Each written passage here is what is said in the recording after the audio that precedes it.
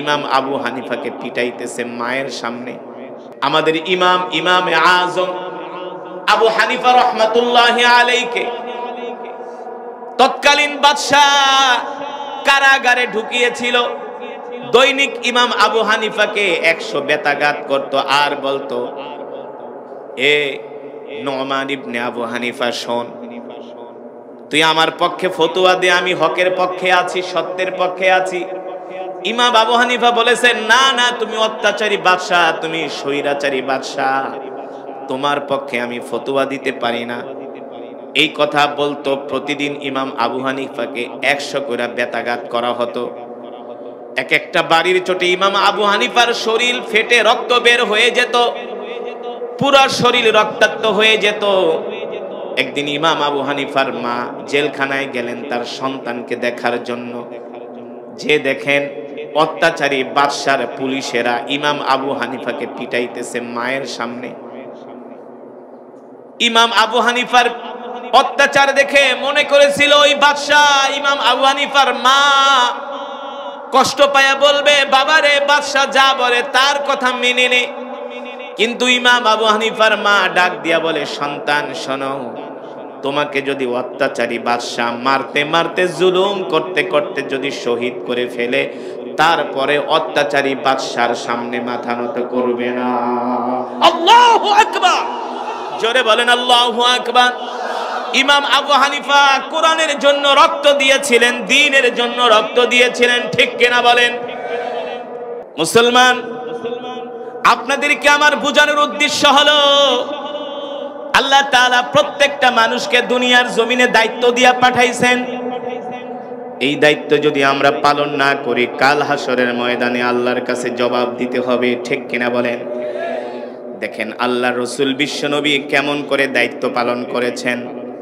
মক্কার কাফেররা এত বড় বড় প্রস্তাব দিলেন, আল্লাহর রাসূল কোনো প্রস্তাবে সাড়া দিলেন না, তাদের প্রস্তাবকে প্রত্যাখ্যান করলেন।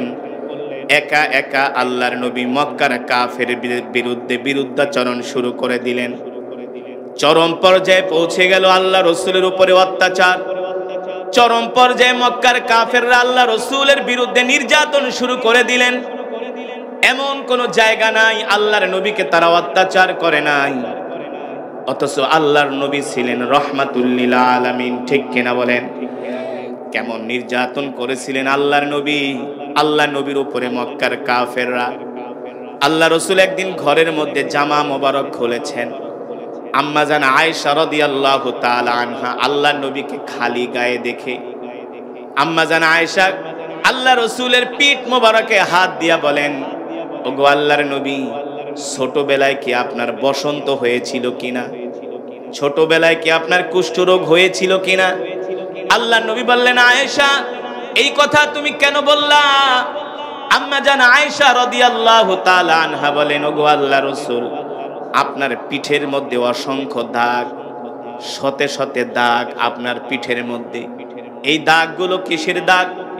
এই কথা বলার সাথে সাথে আল্লাহর নবীর চোখ দিয়া ঝরঝর করে পানি পড়তেছে। আম্মা জান আয়েশা ডাক দিয়া বলেন, লিমা তাবকি ইয়া রাসূলুল্লাহ, ওগো আল্লাহর পয়গম্বর, আপনি কান্না করেন কেন?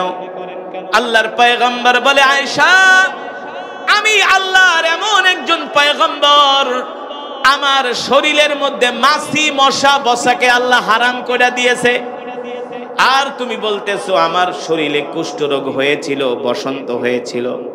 না গো আয়েশা, আমার শরীরে বসন্তের দাগ না, কুষ্ঠরোগের দাগ না। আমি এই কোরআনের দাওয়াত দেওয়ার জন্য তায়েফের ময়দানে গিয়েছিলাম। তায়েফের কাফেরা আমাকে এমন ভাবে পাথর মেরেছিল, এক একটা পাথরের আঘাতে আমার শরীর সেই দিন ক্ষত বিক্ষত হয়েছে। একমাত্র এই কোরআনের জন্য, আল্লাহর জমিনে কোরআনের আইন বাস্তবায়ন করার জন্য, ঠিক কিনা বলেন? মুসলমান, শেষ পর্যন্ত আল্লাহ তাআলা তার হাবিবকে বললেন, নবী, আপনি আর মক্কায় থাকবেন না, আপনার চাচা আবু তালেবও নাই, খাদিজাও নাই, আপনি আর মক্কায় থাকবেন না, এবার আপনি মক্কা থেকে হিজরত করে মদিনায় যান। দেখেন আল্লাহর কোরআনের জন্য শেষ পর্যন্ত আল্লাহর নবীকে নিজের বাপ দাদার ভিটা ছাড়তে হয়েছে, নিজের বাপ দাদার ভিটা ছাড়তে হয়েছে। আপনাদেরকে যদি বাপ দাদার ভিটা ছাড়া করে আপনাদের কাছে কেমন লাগবে? কোন ছাড়বেন? সহজে ছাড়বেন?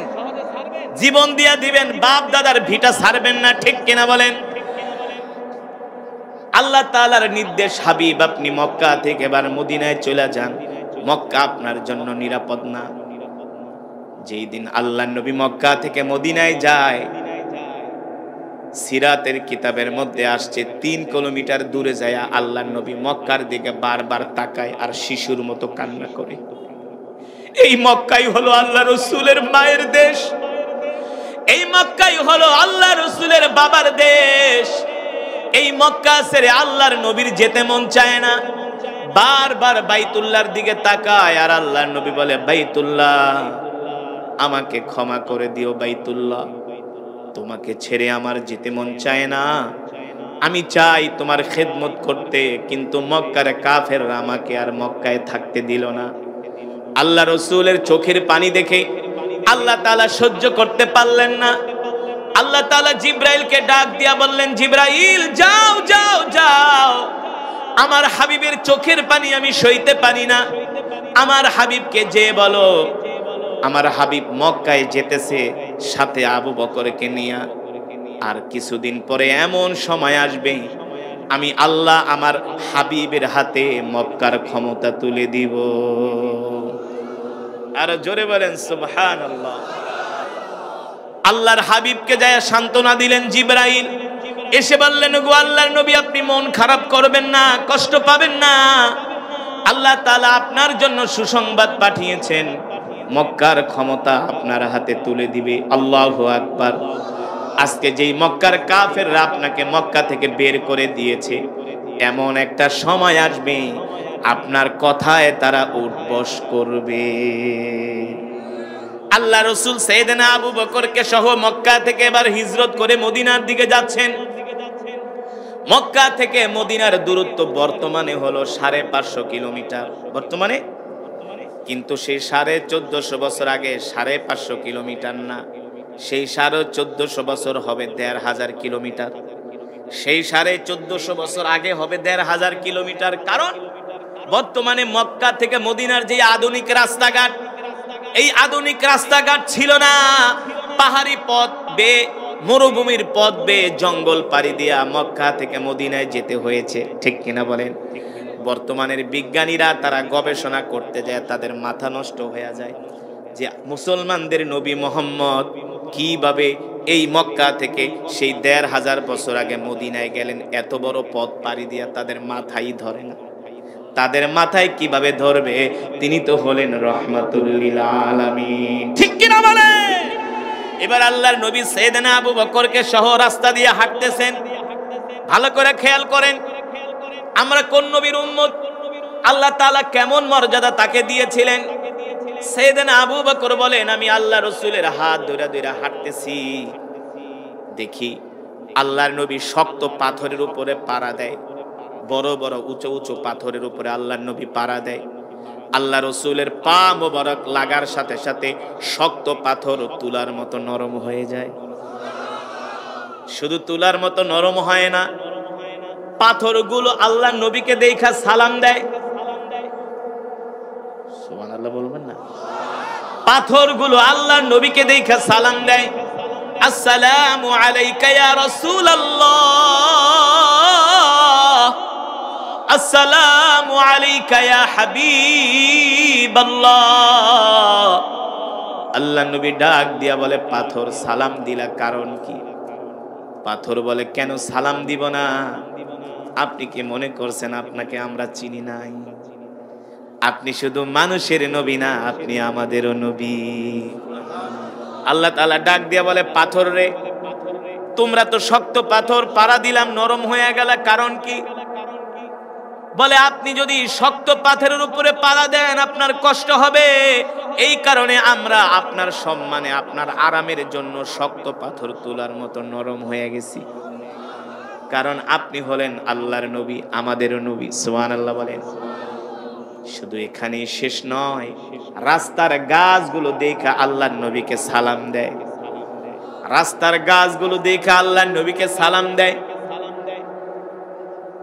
আল্লাহর নবী রাহমাতুল লিল আলামিন সাইয়েদনা আবু বকর বলেন, নবীজি রাস্তা দিয়ে হাঁটতেছে, দেখি আকাশের মেঘমালাগুলো আল্লাহর নবীকে সালাম দেয়। আল্লাহর নবীর গায়ে কোনো রৌদ্রের আলো লাগে না, রৌদ্রের তাপ লাগে না।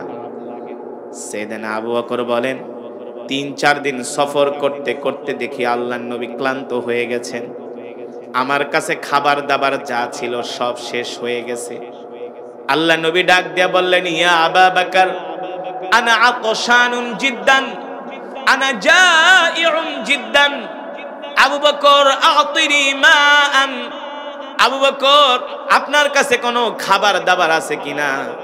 সাইয়েদনা আবু বকর বলল, গো আল্লাহর নবী, আমার কাছে কোনো খাবার নাই, যত খাবার এনেছিলাম সব শেষ হয়ে গেছে।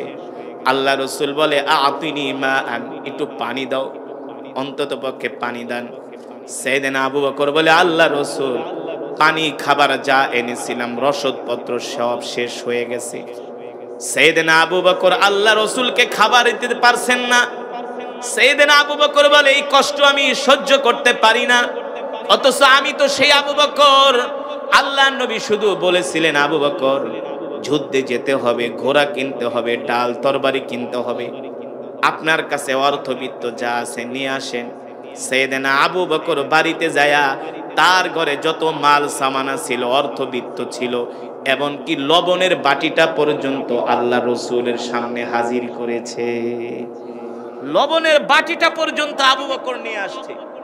আল্লাহ রসুল প্রশ্ন করলেন, আবু বকর, এই দেখি গটি বাটি সব নিয়ে আসছেন, বাড়িতে কিছু রাইখা আসেন নাই, লুসনিটা পর্যন্ত নিয়ে আসছে সাইয়েদনা আবু বকর।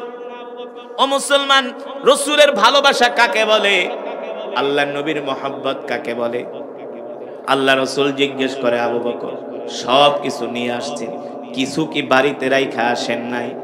সাইয়েদনা আবু বকর বলে, ওগো আল্লাহর রসুল, বাড়িতে আল্লাহর রসুলকে রেখে এসেছি। জোরে বলেন সুবহানাল্লাহ। সাইয়েদনা আবু বকর বলেন, যে রসুলের জন্য আমি এত কিছু কোরবানি করেছি, আজকে আল্লাহর রসুল আমার কাছে খাবার চায়, আল্লাহর নবীকে আমি খাবার দিতে পারি না, এর চেয়ে কষ্ট আমার কাছে কিছু হতে পারে না। এবার আল্লাহর নবী ডাক দিয়া বলে, আবু বকর দেখেন তো আশেপাশে কোনো বাড়ি ঘর দেখা যায় কিনা। সাইয়েদনা আবু বকর বলেন, মনে মনে ভাবেন, শত শত কিলোমিটার মরুভূমি, মানুষ তো দূরের কথা, এখানে তো কোনো জীব জন্তুও দেখা যায় না। আল্লাহর নবী এখানে বাড়ি ঘরের কথা বললেন, কারণ কি? নিশ্চয়ই এর মধ্যে কোনো রহস্য আছে, ঠিক কিনা বলেন? নিশ্চয়ই এর মধ্যে কোনো রহস্য আছে। আল্লাহ রসুলের জবান দিয়া যদি কোনো কথা বের হয়, আল্লাহ রসুলের জবান দিয়া দোয়া বের হতে দেরি, কবুল হতে দেরি নাই, কবুল হতে দেরি নাই, ঠিক কিনা বলেন? সাইয়েদনা আবু বকর বলেন, আল্লাহর নবী আমাকে এই কথা বলার পরে আমি 10 কদম দিতে দিতে দেখি মরুভূমির মধ্যে একটা ঘর দেখা যায়। আরো জোরে বলেন সুবহানাল্লাহ।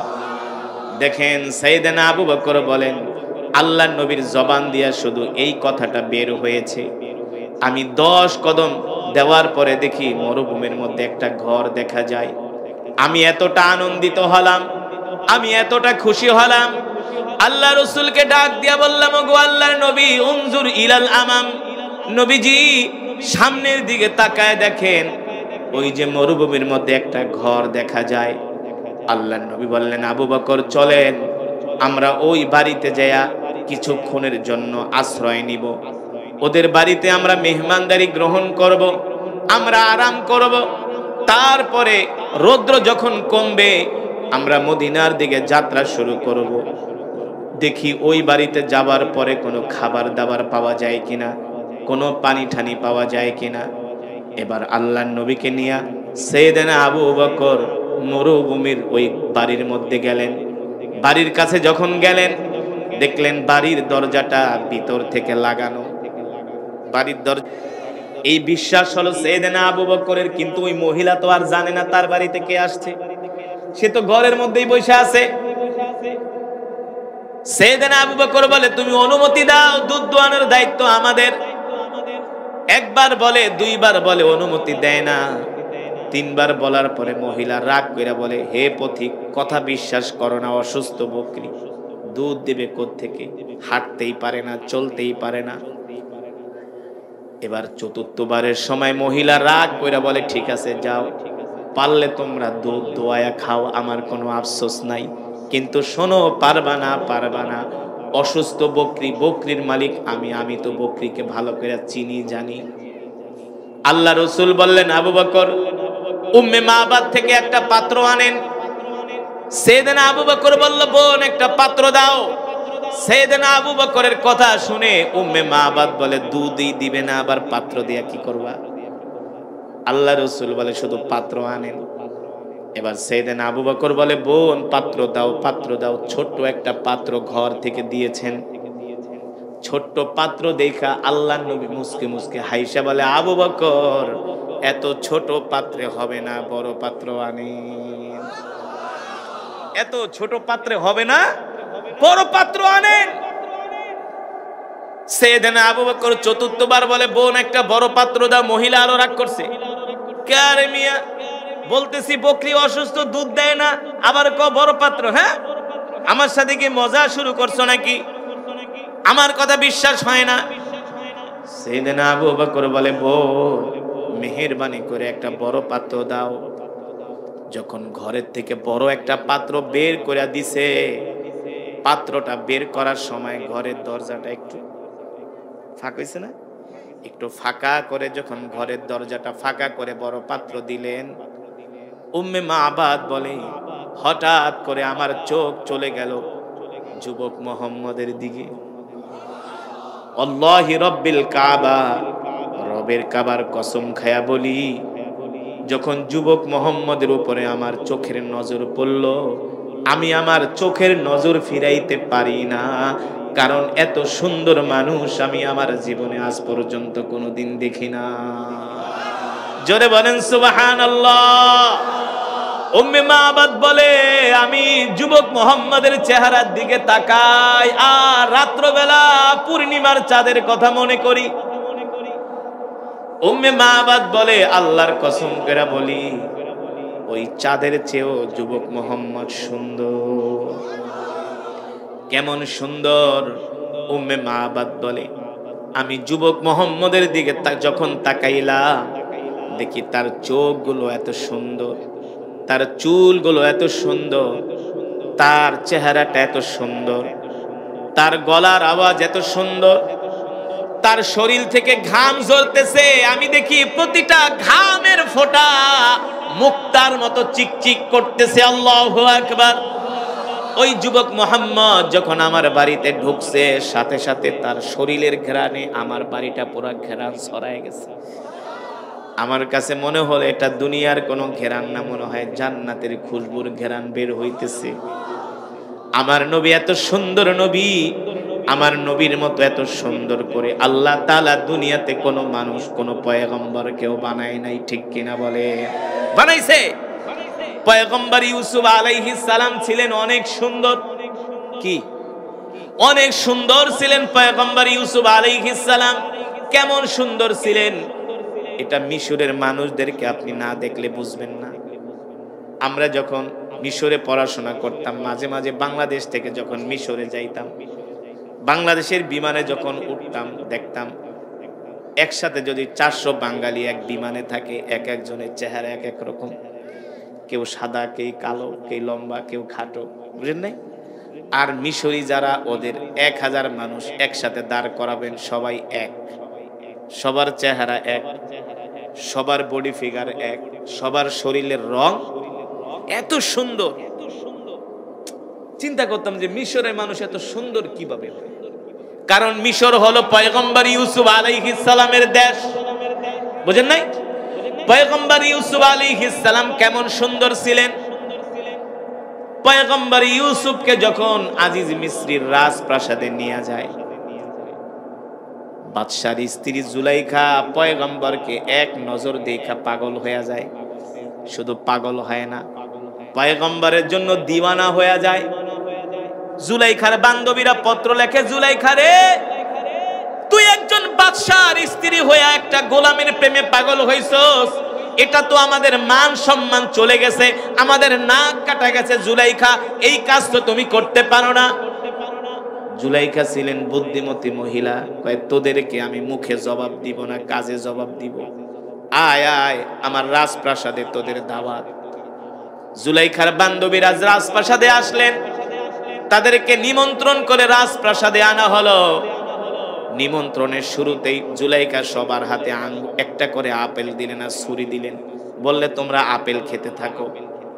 তোমরা আমাকে যেই গোলামের জন্য ভৎসনা করছো, আমাকে গালমন্দ করছো, এই গোলামকে তোমরা এক মুহূর্তের জন্য দেখতে পাবা। গোলামকে একটু পরেই এই দিক দিয়ে জেলখানায় নেওয়া হবে। তাকে জেলখানা থেকে মাঝে মাঝে বের করে, মাঝে মাঝে ঢুকায়। জুলাইখার বান্ধবীরা আপেল কাটতেছে ছুরি দিয়ে।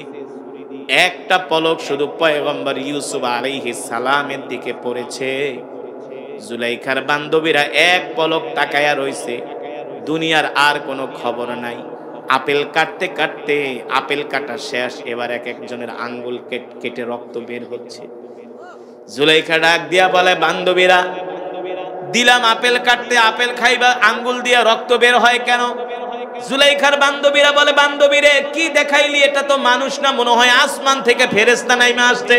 মানুষের চেহারা এত সুন্দর হতে পারে না। আল্লাহু আকবার, জোরে বলেন আল্লাহু আকবার। জুলাইখা বলে, বান্ধবীরা আমি কোন গোলামের প্রেমে পাগল হইছি তোমরা তো জানো না। এই গোলামের মতো এত সুন্দর মানুষ আমি আজ পর্যন্ত দেখি নাই।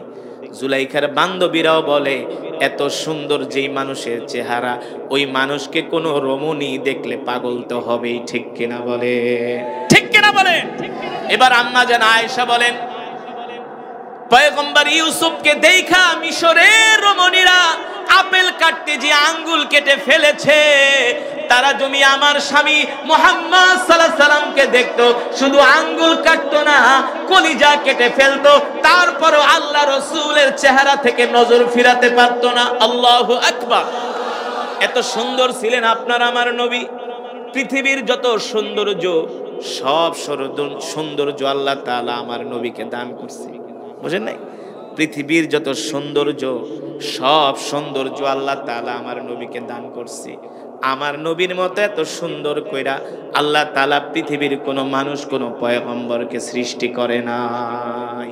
এত সুন্দর ছিলেন আল্লাহর নবী।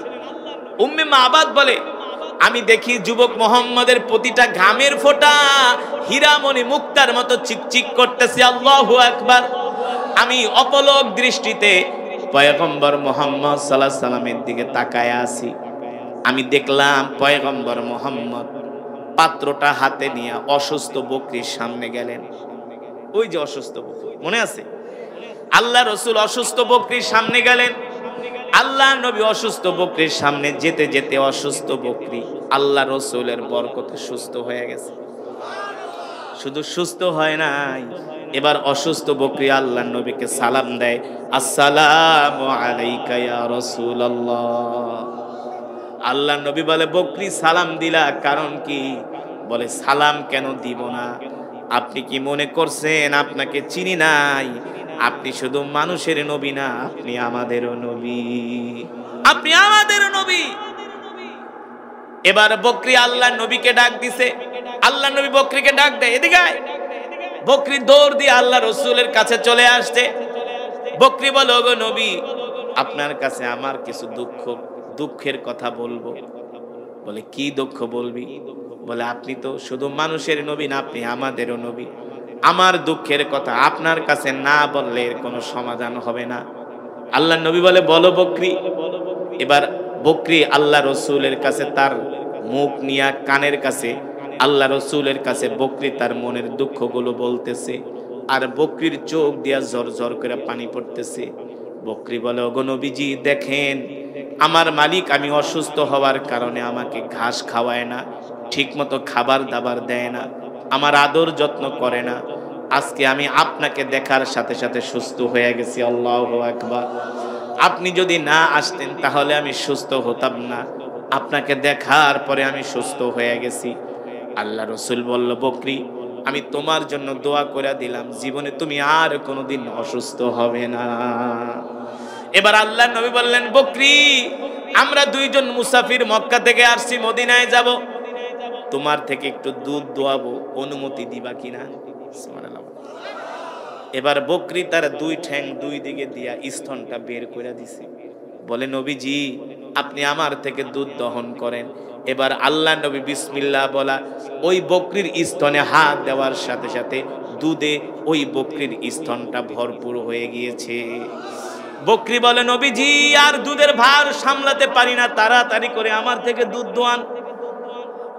উম্মে মাবাদ ঘর থেকে দেখতেছে, তাকায় তাকায়, উম্মে মাবাদ বলে, অসুস্থ বকরি দুধ দিবে কোত্থেকে? সেই বকরির স্তন দুধে ভরপুর হয়ে গেছে।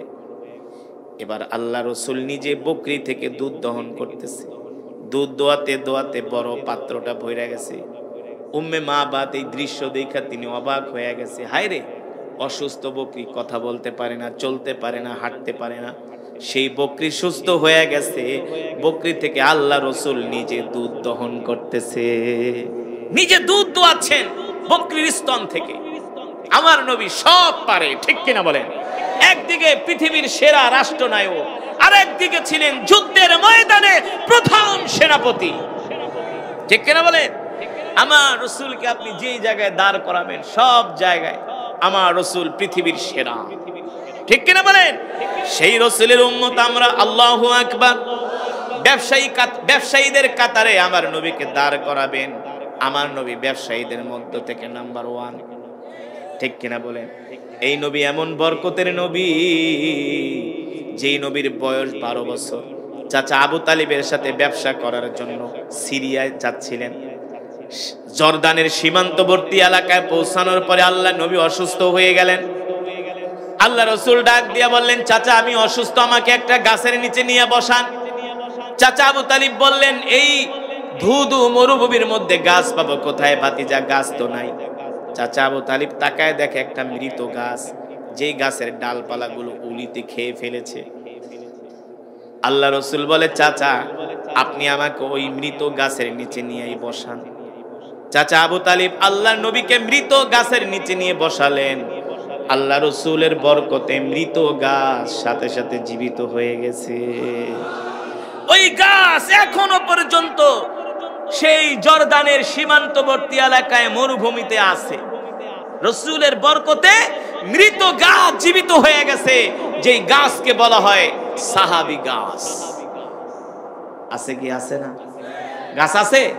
শুধু এখানেই শেষ নয়, সাহাবীরা আল্লাহ রসুলের সাথে যখন বদরের প্রান্তরে গেলেন যুদ্ধ করার জন্য, কাফেররা যেখানে তাঁবু ফেললেন ওদের ওখানে একটা পানির কূপ পাওয়া গেছে, কিন্তু মুসলমানরা যেখানে তাঁবু গাড়লেন সেখানেও একটা পানির কূপ পাওয়া গেছে। যুদ্ধ করতে হলে তো রসদপত্রের প্রয়োজন, পানির প্রয়োজন।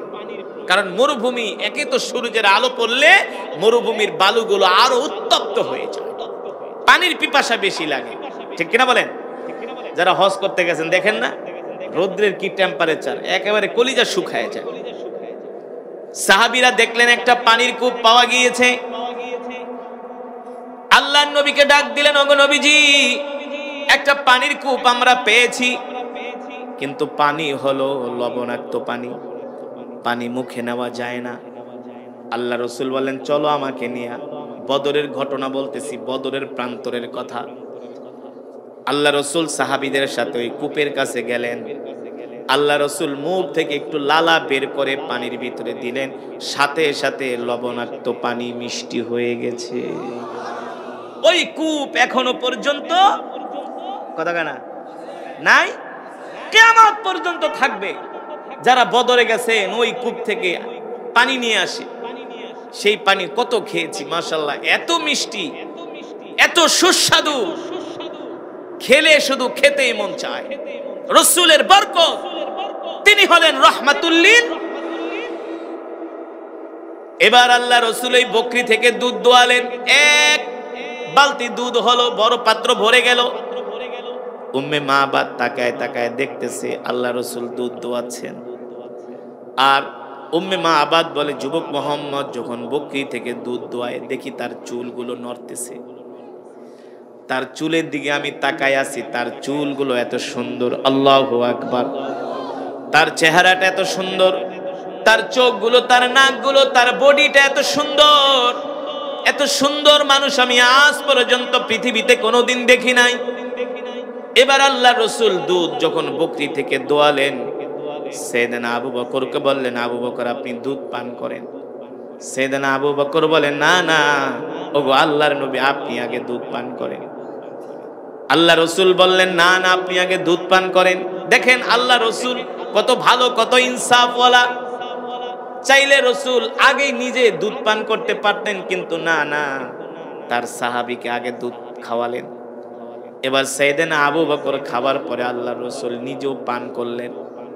এবার আল্লাহ নবী ডাক দিয়া বলে, আবু বকর দেখেন তো দুধের অবস্থা কি।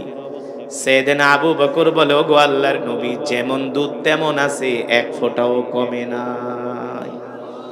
যেমন দুধ তেমন আছে, এক ফোঁটাও কমে নাই। যান এবার দুধের পাত্রটা উম্মে মাবাদকে দিয়ে আসেন। সাইয়েদনা আবু বকর রাদিয়াল্লাহু তাআলা আনহু উম্মে মাবাদকে বলে, এই বোন ধরো দুধের পাত্র। উম্মে মাবাদ তো অবাক, অসুস্থ বকরি সুস্থ হয়ে আবার দুধ দিতেছে, এর চাইতে আর খুশির খবর হতে পারে? দুধের পাত্র উম্মে মাবাদের কাছে দিলেন। এবার আল্লাহ রসুল বলেন, আবু বকর চলেন আমাদের গন্তব্য আবার শুরু করি, যাত্রা শুরু করি। আবার সাইয়েদনা আবু বকর সাথে নিয়ে মদিনার দিকে যাত্রা শুরু করলেন, রওনা শুরু করলেন। উম্মে মাবাদ ঘর থেকে লাফ দিয়া উঠানে পড়া আল্লাহ রসুলের দিকে তাকায় আছে আর বলে, এই বরকতের মেহমান, যেও না যেও না, তোমাদের মতো বরকতের মেহমান আজ পর্যন্ত পাই নাই। তোমাকে দেখা আমার অসুস্থ বকরি সুস্থ হয়ে গেছে, তোমার শরীরের ঘ্রাণে আমার বাড়ি পুরা সুঘ্রাণ ছড়িয়ে গেছে, যেও না, আর কিছুক্ষণ বরকত দিয়ে যাও।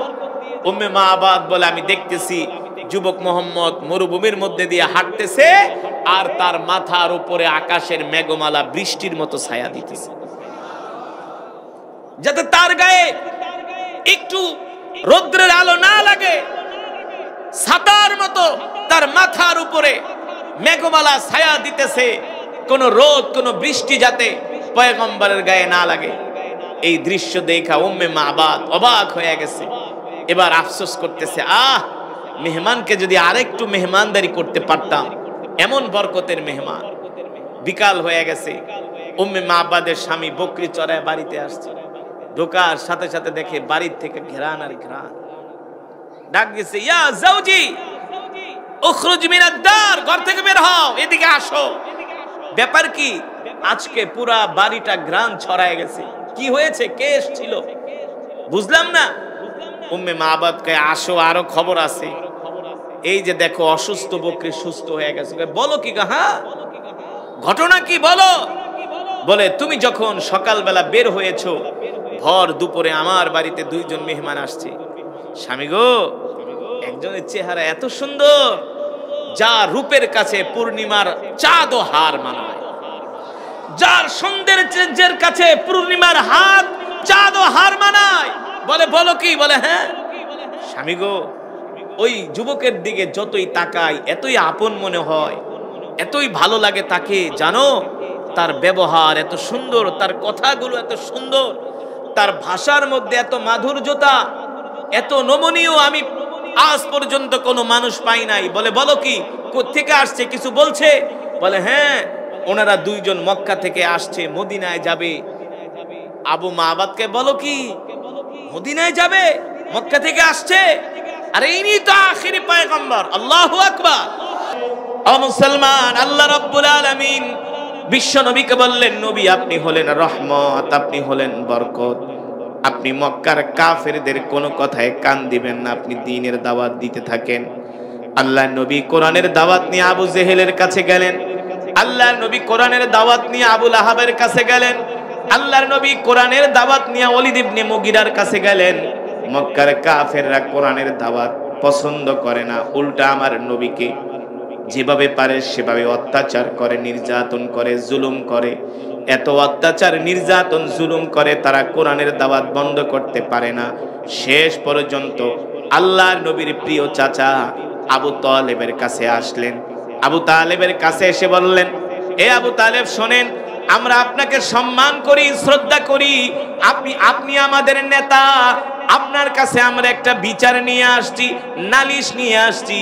চাচা আবু তালিব তো জানেন মক্কার কাফেররা কি নালিশ নিয়ে আসছে, ঠিক কিনা বলেন? কারণ চাচা আবু তালিব ছিলেন আল্লাহ রসুলের জন্য একটা শক্ত খুঁটি, বুঝেন নাই? আল্লাহ রসুলের চাচা আবু তালেব যতদিন বেঁচে ছিলেন ততদিন মক্কার কাফেররা আল্লাহর নবীর দিকে চোখ তুলে তাকানোর সাহস পায় নাই। আবু তালেব ছিলেন একজন পাওয়ারফুল নেতা। কার রক্ত? আব্দুল মুত্তালিবের রক্ত, ঠিক কিনা বলেন? যে আব্দুল মুত্তালিব ছিলেন বাইতুল্লাহর মুতাওয়াল্লি, বুঝেন নাই? এই চাচা আবু তালিব ছিলেন আল্লাহ রসুলের একজন শক্ত খুঁটি। মক্কার কাফেররা মনে করলো এত কিছু করি মুহাম্মদকে কোরআনের দাওয়াত থেকে দূরে সরাইতে পারি না। দেখি শেষ পর্যন্ত আবু তালিবের কাছে, এবার আবু তালিবের কাছে এসে বলে, আবু তালিব শোনো, মুহাম্মদকে কোরআনের দাওয়াত বন্ধ করতে বলো। আবু তালিব বলল, এই কথা আমি ভাতিজাকে বলতে পারবো না। আর শুনে রাখো, আমি আবু তালেব যতদিন বেঁচে আছি আমার ভাতিজার দিকে যে চোখ তুলে তাকাবে আমি তার চোখ উঠায় ফেলবো। এত সাহস ছিলেন চাচা আবু তালেবের। কিন্তু হারামজাদা টাইপের মানুষ ছিলেন আবু লাহাব। ওই ছিলেন বদমেজাজি। কি ছিলেন? বদমেজাজি কিছু নেতা আছে না, হুজুরদের দেখতে পারে না, কোরআনের কথা শুনতে পারে না। আপনারা দেখেন নাই? এমন বদমেজাজি নেতা আমি নিজে দেখেছি। আলেমদের নাম শুনলি ওর শরীরের মধ্যে চুলকানি শুরু হয়ে যায়। কোরআনের কথা শুনতে পারে না, কিন্তু মমতাজের গান খুব মজা লাগে, ঠিক কিনা বলেন? আবু লাহাব ছিলেন এই টাইপের। আবু তালেবকে বলে, আবু তালেব শোনো, মুহাম্মদকে বইলা দিবা সে যদি কোরআনের দাওয়াত বন্ধ না করে আমরা মুহাম্মদকে মক্কা থেকে বের করে দিব। নাউজুবিল্লাহ বলেন।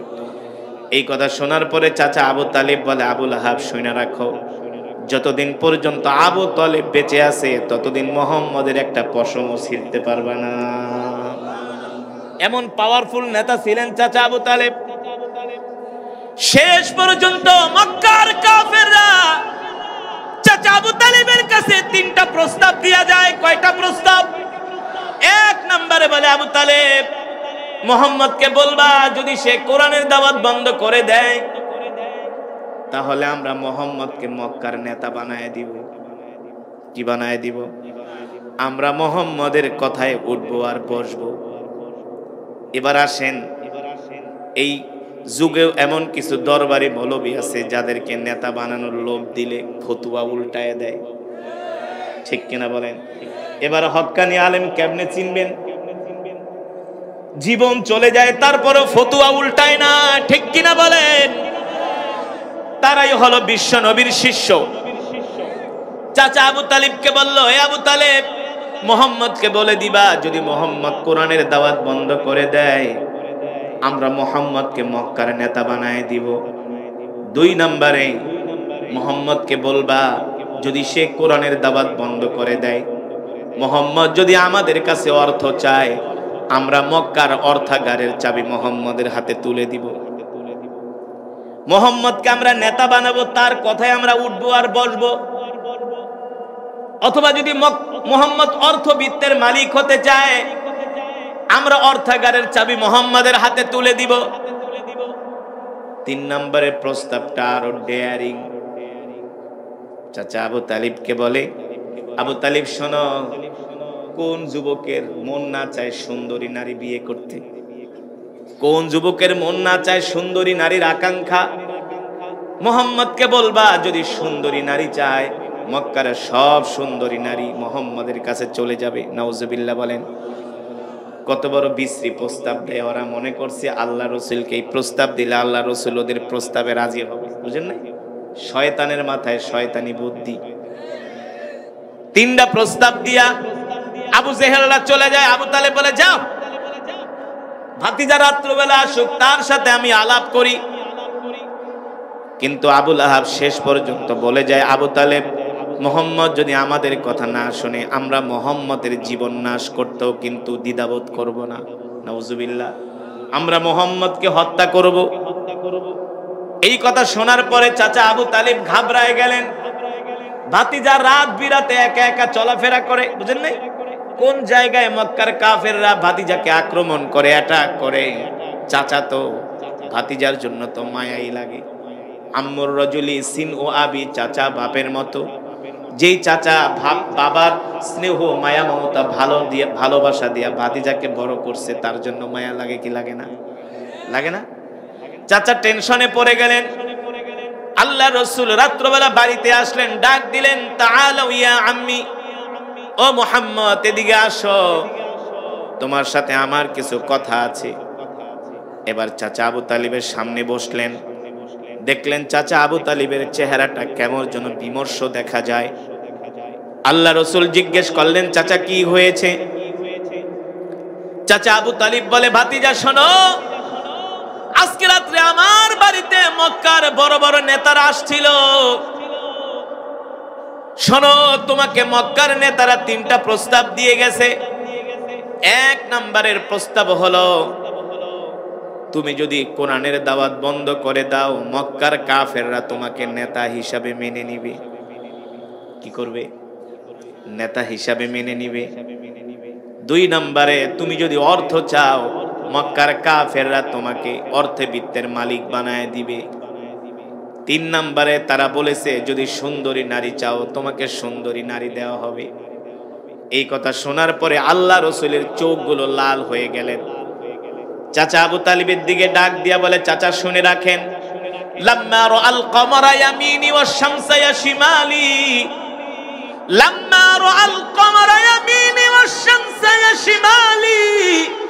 চাচা আপনি মক্কার কাফেরদেরকে ডাক দিয়া বলবেন, এক হাতে যদি মুহাম্মদকে চন্দ্র দেওয়া হয়, আর এক হাতে যদি মুহাম্মদকে সূর্য দেওয়া হয়, আল্লাহর পয়গম্বর মুহাম্মদ সাল্লাল্লাহু আলাইহি সাল্লাম কোরআনের দাওয়াত থেকে এক চুল পরিমাণ দূরে সরে যাবে না। আল্লাহু আকবার।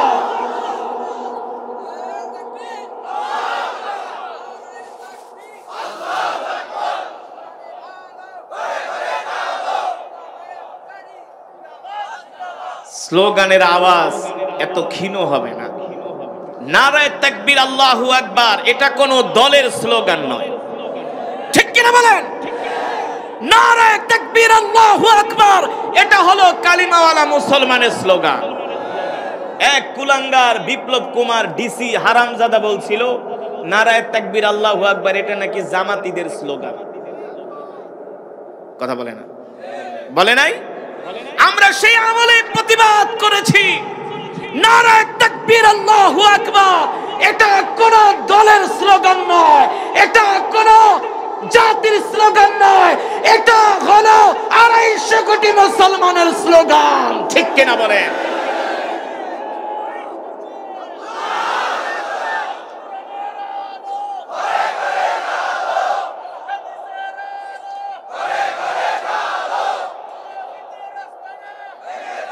এই স্লোগানই আমাদের অনুপ্রেরণা দেয়।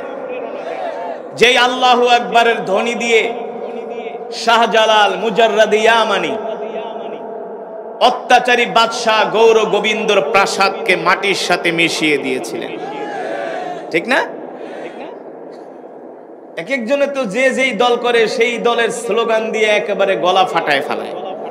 আর নারায়ে তাকবীর আল্লাহু আকবার এই স্লোগান জবান দিয়ে আসে না, কারণ কি? শয়তান মুখ চাইপা ধরে। তারা চায় না আমরা আল্লাহর প্রশংসা করি, ঠিক কিনা বলেন? মুসলমান আল্লাহর বান্দারা, আল্লাহ রসুল বলে দিলেন, চাচা আপনি মক্কার কাফেরদেরকে বলে দিবেন ওদের প্রস্তাব আমি ডিনাই করলাম, প্রত্যাখ্যান করলাম। সুবহানাল্লাহ।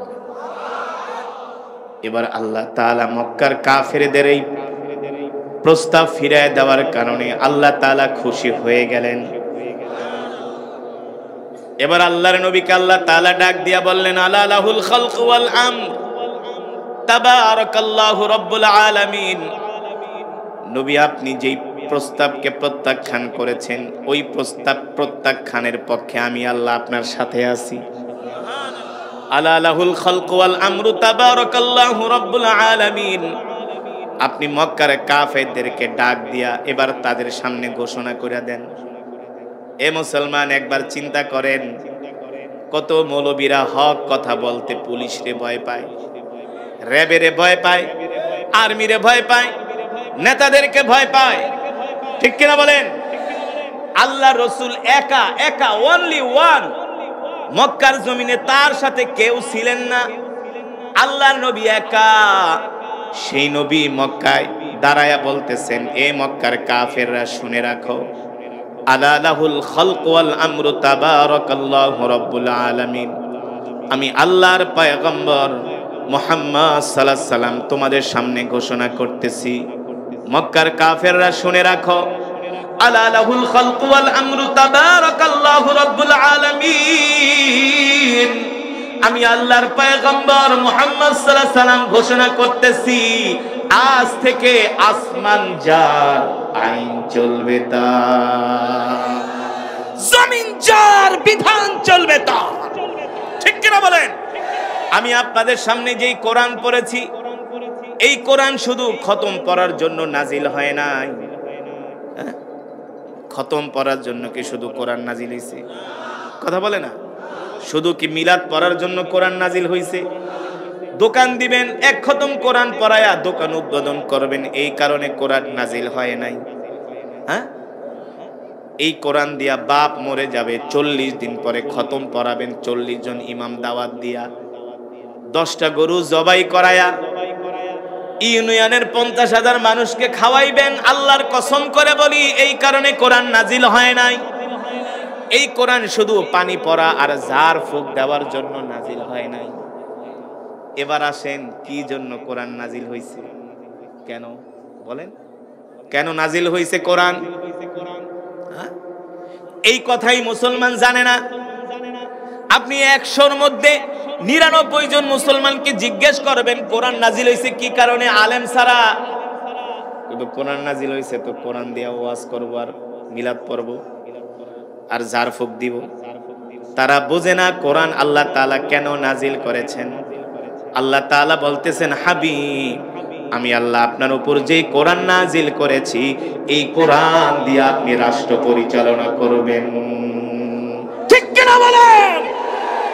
এই তাফসিরুল মাহফিল শুধু 30 বছর না, 100 বছর না, 200 বছর না, 500 বছর না, বাংলার জমিনে যদি 1000 বছর ধরেও কোরআনের মাহফিল চলে, আমরা যদি আল্লাহর জমিনে কোরআনের আইন বাস্তবায়ন করার জন্য চেষ্টা না করি, কাল হাসরের ময়দানে আল্লাহ তাআলার কাছে আমাদেরকে জবাব দিতে হবে, জবাব দিতে হবে।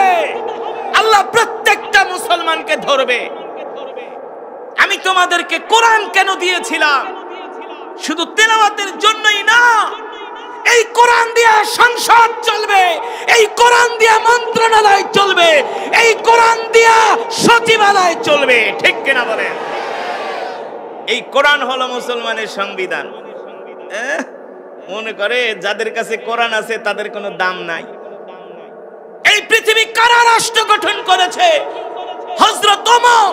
আজকে পৃথিবীর যে অবকাঠামো দেখছেন, সেনাবাহিনী গঠন করা, পুলিশ গঠন করা, রাত্রবেলা ঘুমায় থাকেন, এই নাইট গার্ডের যেই প্রচলন, এই নাইট গার্ডের যে উদ্ভাবক, এই যে কালভার্ট, ব্রিজ, তারপরে সুয়েজ খাল, তারপরে পানি সেচ দিয়া ফসল উৎপাদন করা, খাল খনন করা, এই সবগুলো থিওরি এসেছে হযরত ওমরের কাছ থেকে। কার কাছ থেকে? তিনি ছিলেন অর্ধজাহানের বাদশা, আমিরুল মুমিনিন, খলিফাতুল। এগুলা তো জানে না। এই পৃথিবীর নেতৃত্ব দিয়েছে মুসলমানেরা, ঠিক কিনা বলেন? এই পৃথিবী সাজিয়েছে মুসলমানেরা। বাদশাহ আলমগীর নাম শুনছেন? বাদশাহ আলমগীর, যিনি ফতুয়া আলমগীরি লিখেছেন, তিনি পৃথিবীর রাষ্ট্রনায়ক ছিলেন। সামাওয়াতিন তিবাকা, আল্লাহ তাআলা বলে, আমি একটা আসমান বানাই নাই, দুইটা বানাই নাই। এই অবিশ্বাসীরা, নাফরমানেরা, আসমানের দিকে তাকায় দেখো, তোমরা কার সাথে নাফরমানি করো, কার কোরআনকে অস্বীকার করো, কার বিধানের বিরুদ্ধে আঙ্গুল তোলো।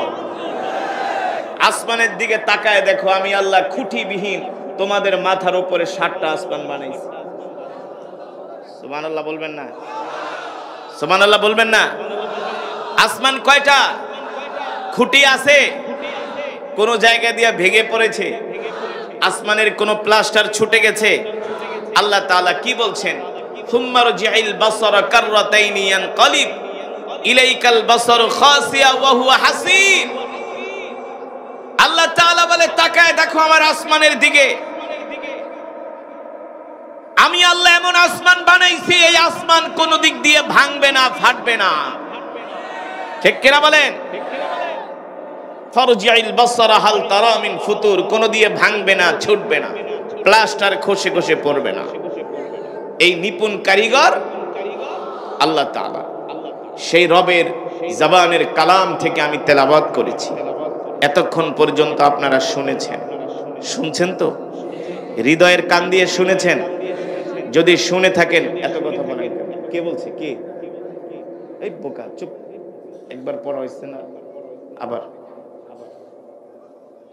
এটা সিস্টেম, কথা বলে না বয়ানের মাঝখানে। যেটা বলেছিলাম, আপনারা যদি হৃদয়ের কান দিয়ে কোরআন শুনে থাকেন, এক এক হরফে 10টি করে নেকি পেয়েছেন। কয়টা? কোরআনকে ভালোবাসেন কতটুকুন? যেই কোরআনের জন্য আমরা জীবন দিতে পারি। ঠিক কিনা বলেন? শুধু মুখেই ঠিক নাকি অন্তরেও আছে? আল্লাহ কবুল করুন। তাহলে এই কোরআনের বয়ান যতক্ষণ চলবে ওঠাউঠি করা যাবে না। মোনাজাত দিয়ে আমরা একসাথে যাব। এতটুকু ঈমানের পাওয়ার আছে?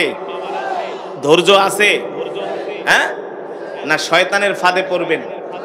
এখন ইবলিস শয়তান বলবে, এই মাঠের বাইরে আয়, জি তেলাওয়াত শুনছস আর বয়ান শোনার দরকার নেই, তুই বেহেশতে গেছস গা। বুঝেন নাই? শয়তান আপনাকে প্যান্ডেল থেকে বের করায়া কইবেলা একটা বিড়ি টান দে, বিড়ি টানতে টানতে সোজা বাই জায়গা, হুজুর গো কথা শুনিস না, কথা কেন? শয়তানের লাস্টে যদি না পারে তাহলে কব দোস্ত একটু বাইরে আয়, আয় এক কাপ চা খায় আবার যাইস। মানে নেক্সট শুরুতে ধোকা দেয়। যে যেভাবে শয়তান যাকে যেভাবে ধোকা দেওয়া দরকার শয়তান ঠিক তাকে সেভাবেই ধোকা দেয়। ঠিক কিনা বলেন? বলখের বাদশা ইব্রাহিম ইবনে আদহাম, নাম শুনছেন? নাম শুনছেন? রাজত্ব ছাইরা দিয়া লাস্ট পর্যন্ত দাজলা নদীর তীরে বসে টুপি বুনত। বলখের বাদশা ইব্রাহিম ইবনে আদহাম রাজত্ব ছাইরা দিছে। এই বলখের বাদশা রাজপ্রাসাদে শুয়ে আছে। গভীর রজনীতে ইবলিস শয়তান তার ছাদের উপরে হাঁটতেছে টাকটাক। বলখের বাদশা ডাক দিছে, কে কে আমার ছাদে এত রাতে? কয় বাদশা আমি জিবরাইল। ইবলিস শয়তান কি কয়? কে আমি জিবরাইল। কে আমার ছাদে কেন? আল্লাহ আমার আপনার কাছে পাঠাইছে, আপনার আজকে আর ফজরের নামাজ পড়া লাগবে না, আপনি যতদিন বাঁচবেন আর ফজর পড়া লাগবে না, আপনি বেহেশতে গেছেন গা। বলখের বাদশা কয় পারলে সামনে আয়, সামনে আয়, গজারি দিয়ে এমন পিটান পিটামু, কারণ মানুষের কাছে কোনোদিন ওহী আসতে পারে না, ওহী আসে নবীদের কাছে। ঠিক কিনা বলেন? তার মানে বলখের বাদশারে নেক্সট শুরুতে ধোকা দিতে চেয়েছি। এইভাবে শয়তান ধোকা দিবে, আমরা শয়তানের ফাঁদে পা ইনশা। শেষ মোনাজাত দিয়ে আমরা কারা কারা বাড়িতে যাইতে রাজি আছে হাত উঠে আল্লাহকে দেখাই। হাত সোজা করেন, ইমানদারের মতো সোজা করেন, মুনাফিকের মতো না। হাত সোজা করেন, ফুল সোজা করেন, এভাবে লাড়ান, ব্যায়াম করেন, বলেন আল্লাহ, আরো জোরে বলেন আল্লাহ। আমাদের কবুল করে নেন, গুনাহগুলো মাফ করে দেন, শেষ মোনাজাত দিয়ে যাওয়ার তৌফিক দেন। মাশাআল্লাহ, হাত নামান। মুসলমান, আল্লাহ তাআলা আমাদেরকে দুনিয়াতে পাঠিয়েছেন তার গোলামি করার জন্য। ঠিক কিনা বলেন? আজকে আমরা মুসলমানরা আল্লাহর গোলামি করি না, শয়তানের গোলামি করি। কথা বলেন। আজকে যদি বাংলাদেশের মুসলমান আল্লাহর গোলামি করত, তাহলে বাংলার জমিনে কোরআনের আইন কায়েম হতো। আমার আগে একজন বক্তা বললেন, এক এক হুজুর এক এক কথা বলে, আমরা কোন দিকে যাব বলছে না? আমি বলি এক এক হুজুরে এক এক কথা বলে, ঠিক আছে। মাছে ভেজাল, তরকারিতে ভেজাল, গোস্তে ভেজাল। বাংলাদেশে আলেমদের মধ্যেও কিছু ভেজাল আলেম আছে, আছে কি আছে না? নাই? আলেমদের মধ্যে ভেজাল আলেম আছে। যারা হক্কানি আলেম তাদেরকে চিনে নিতে হয়। যারা হক্কানি আলেম তাদেরকে মানুষ দেখলেই বোঝে যে এই লোকটা হকের উপরে আছে। প্রত্যেক যুগে যুগেই কিছু দরবারি আলেম ছিল, হালুয়া রুটি খাওয়াই না আলেম ছিল।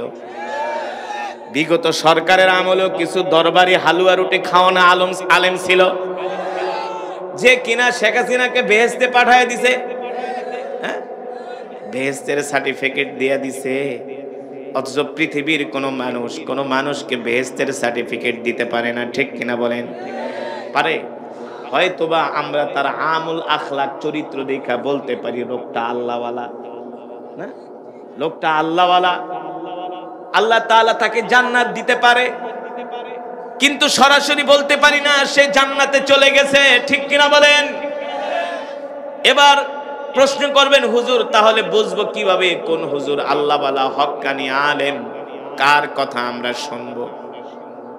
আজকের থেকে মনে রাখবেন যে আলেমরা সর্ব অবস্থায় বিপদে থাকুক সুখে থাকুক, জালেমের চক্ষু শুল হোক না কেন, যে আলেমরা জালেমের সামনে অত্যাচারী বাদশার সামনে দাঁড়ায়া, অথবা যেই আমলে অত্যাচারী বাদশা থাকে সেই আমলে যারা অত্যাচারী বাদশার বিরুদ্ধাচরণ করে তারাই হলো হক্কানি আলেম, ঠিক কিনা বলেন? যারা আল্লাহর জমিনে আল্লাহর কোরআনের রাজ কায়েম করতে চায় তারাই হলো হক্কানি আলেম, ঠিক কিনা বলেন? আলেমদের স্বপ্নই হলো, আল্লাহওয়ালাদের স্বপ্নই হলো, ধার্মিক মুসলমানদের স্বপ্নই হলো আল্লাহর জমিনটা আল্লাহর কোরআন দিয়ে চলবে। কথা বলে না?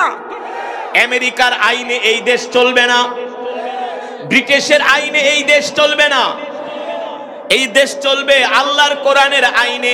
এই আল্লাহর কোরআনের আইনের কথা যে আলেম বলবে সেই হলো একমাত্র হক্কানি আলেম, ঠিক কিনা বলেন?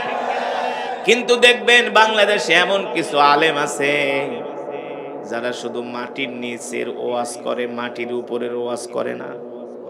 কারণ মাটির উপরের ওয়াজ করলে তো শাসক অসন্তুষ্ট হয়, ঠিক কিনা বলেন? বিগত সরকারের আমলে আলেম ওলামারা জেল খেটেছেন নিজের পরিবারের জন্য না, কোনো ক্ষমতার জন্য না, পদ পদবীর জন্য না, শুধু হক কথা বলার কারণে, কোরআনের কথা বলার কারণে, ঠিক কিনা বলেন? ইসলামে যেটা হারাম বিষয়, ভাস্কর্যের বিরোধিতা করার কারণে, মূর্তির বিরোধিতা করার কারণে আলেমদেরকে জেলে যেতে হয়েছে। এবার বোঝেন আপনি কোন আলেমদেরকে অনুসরণ করবেন? যেই আলেমরা জেলে গিয়েছে, যেই আলেমরা ফাঁসির রশি গলায় নিয়েছে, তারাই হলো হক্কানি আলেম, ঠিক কিনা বলেন? ও মুসলমান, ঠিক আল্লাহ রাব্বুল আলামিন এই কারণেই তো বিশ্ব নবীর উপরে আল্লাহ কোরআন নাজিল করেছেন, ইন্না আনজালনা ইলাইকা যিকরা লিতুবাইয়িনা লিন-নাস। আল্লাহ তাআলা বিশ্ব নবীর উপরে কোরআন নাজিল করলেন আর বললেন, নবী আমি আল্লাহ আপনাকে যে কোরআন দিয়েছি এই কোরআন দিয়ে আপনি মক্কার কাফেরদেরকে দাওয়াত দেন। আল্লাহর নবী মক্কার কাফেরদেরকে কোরআন দিয়া দাওয়াত দিতে লাগলেন। আল্লাহর নবী মক্কার কাফেরদেরকে কোরআন দিয়া দাওয়াত দেন। মক্কার কাফেররা কোরআনের দাওয়াত গ্রহণ করে না, উল্টা বিশ্ব নবীকে তারা মিথ্যাবাদী বলে গালি দেয়, ঠিক কিনা বলেন? একদিকে মক্কার কাফেররা বলে আল্লাহর নবীকে মিথ্যাবাদী, আল্লাহর নবীকে জাদুকর, দিকে আল্লাহ তাআলা বলেন, হাবিব আপনি মক্কার কাফেরদের কথায় আপনি কান দিবেন না, মন খারাপ করবেন না। মক্কার কাফেররা আপনাকে বলে মিথ্যাবাদী, জাদুকর, আর আমি আল্লাহ বলি ওমা আরসালনাকা ইল্লা রাহমাতাল লিল আলামিন। আল্লাহু আকবার। আল্লাহ তাআলা বলেন, নবী আপনি হলেন রহমত, আপনি হলেন বরকত। ও মুসলমান, যেই কোরআনের কথা বলার কারণে আবু জেহেলদের চোখে আল্লাহর নবী শত্রু হয়েছিলেন, ঠিক কিনা বলেন? বাংলার জমিনে এই কোরআনের কথা বললে কিছু মুসলমানের কাছে সহ্য হয় না, কিছু মুসলমানের কাছে ভালো লাগে না, আছে কি আছে না? জোরে বলেন, আছে কি আছে না? সুতরাং যারা আমরণ কোরআনের কথা বলে যাবে, দ্বীনের কথা বলে যাবে, তারাই হলো হক্কানি আলেম, তারাই হলো বুজুর্গ আল্লাহওয়ালা। ঠিক কিনা বলেন? ওই যুবকের দিকে যতই তাকাই এতই আপন মনে হয়, এতই ভালো লাগে তাকে। জানো, তার ব্যবহার এত সুন্দর, তার কথাগুলো এত সুন্দর, তার ভাষার মধ্যে এত মাধুর্যতা, এত নমনীয়। আমি আজ পর্যন্ত কোনো মানুষ পাই নাই। বলে বলো কি, কোত্থেকে আসছে, কিছু বলছে? বলে হ্যাঁ, ওনারা দুইজন মক্কা থেকে আসছে, মদিনায় যাবে। আবু মাবাদকে বলো কি, মদিনায় যাবে, মক্কা থেকে আসছে? আরে ইনি তো আখিরি পয়গম্বর। আল্লাহু আকবার। ইনি তো আখিরি নবী, তারপরে আর কোন নবী আসবে না। এই নবীর কথাই তো আমি আমাদের কিতাবের মধ্যে পড়েছি, তাওরাতের মধ্যে। কি বলো, চলো ঘর বাড়ি যা আছে ভাঙ্গা, লটি বাটি গোটা যা আছে গাট্টি বস্তা লিয়া চলো আমরাও মদিনায় যাব। মদিনায় যে সেই রসুলের হাতে হাত রেখে আমরা কালেমা পড়ে মুসলমান হয়ে যাব। আল্লাহু আকবার। জোরে বলেন আল্লাহু আকবার। যে রসুলের কথা আল্লাহ কোরআনে বলেছেন, লাকাদ জাআকুম রাসূলুম মিন আনফুসিকুম আজিজুন আলাইহি মা আনিতুম হারিসুন আলাইকুম বিল মুমিনিনা রাউফুর রহিম ফাইন তাওয়াল্লাউ ফাকুল হাসবিয়াল্লাহু লা ইলাহা ইল্লাহু আলাইহি তাওয়াক্কালতু ওয়া হুয়া রাব্বুল আরশিল আযীম। আল্লাহ তাআলা বলে, নবী আপনি বলে দেন, এই দুনিয়ার মানুষ, তোমাদের মধ্য থেকে আমি আল্লাহ তোমাদের জন্য এমন একজন রসুল পাঠাইছি, যেই রসুল কিনা তার জীবনের চেয়েও তোমাদেরকে ভালোবাসে। জোরে বলেন সুবহানাল্লাহ। আল্লাহ নবী তার জীবনের চেয়েও আমাদেরকে ভালোবাসেন। কেমন ভালোবাসেন? তার পরিবারের চেয়েও আমাদেরকে ভালোবাসেন, তার সন্তানের চেয়েও আমাদেরকে ভালোবাসেন। আল্লাহ রসুল যদি আজকে বেঁচে থাকতেন, একটা মুসলমানের গায়ে ইহুদিরা হাত দিতে পারত। আজকে আমরা এতিম হওয়ার কারণে কাফের মুশরিক বেদিনরা আমাদের উপর অত্যাচার করে। পৃথিবীর কোন রাজা বাদশাহ এর কোনো প্রতিবাদ করে না, কিন্তু বিশ্বনবী থাকলে একটা মুসলমানের গায়েও কাফেররা হাত দিতে পারত না। আসুন আমরা সেই নবীর উম্মত, শুধু মুখে মুখে রসুলের উম্মত দাবি করলে হবে না, জান দিয়া মাল দিয়া রসুলের সুন্নত দিয়ে আমরা রসুলকে ভালোবাসতে হবে। ঠিক কিনা বলেন?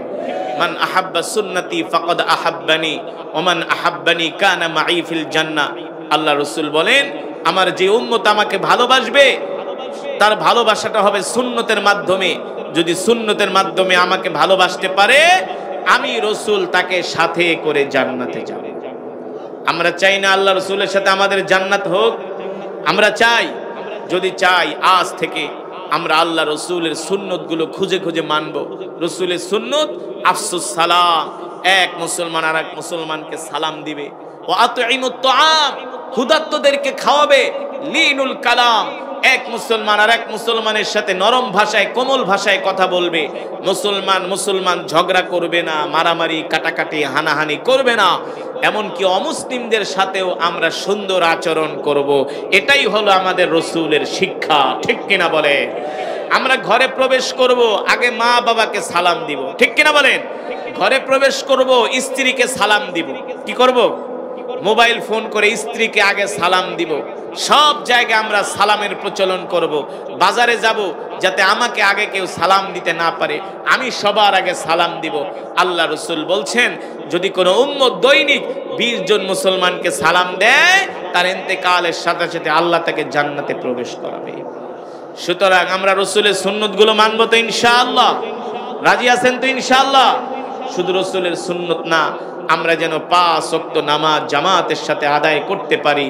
আল্লাহ তাআলা আমাদের সকলকে তৌফিক দান করুন, বলি আমিন। এই মাজমাকে আল্লাহ তাআলা কবুল করুন।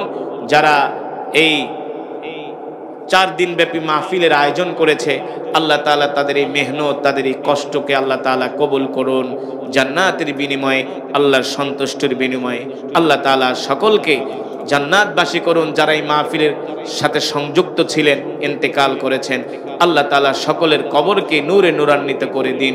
সুবহানাকাল্লাহুম্মা বিহামদিকা আশহাদু আল্লা ইলাহা ইল্লা আনতা আস্তাগফিরুকা ওয়া আতুবু ইলাইক।